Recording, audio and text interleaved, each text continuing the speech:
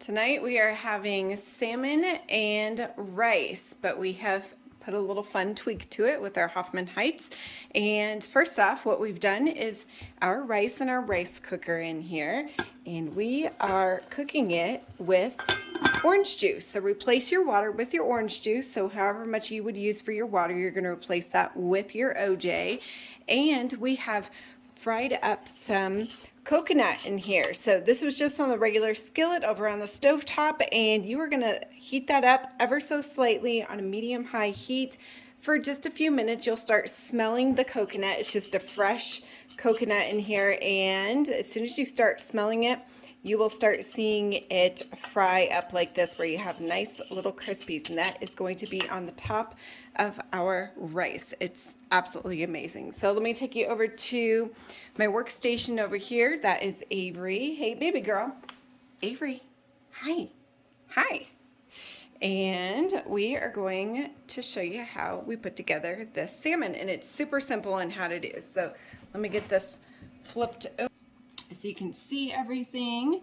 And like I always say, gotta have a drink with your cooking. And tonight we have a limoncello, so super yummy.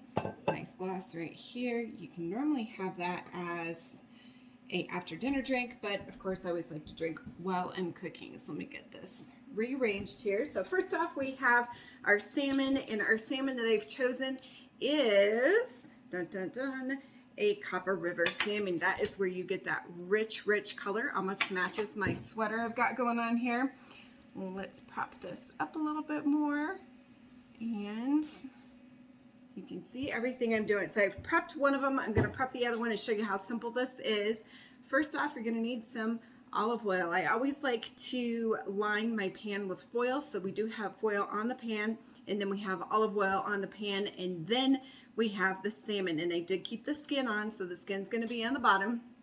I've got the oven heated up here to 350 degrees, and we are only going to cook these for about 15 minutes. And keep an eye on it, because you might be done in 10 minutes, and I'll show you what to look for. So first off, we're going to put that Palm Spatula oil on here, and that takes a very high heat. That's why I always like to use this, especially when we're barbecuing with stuff.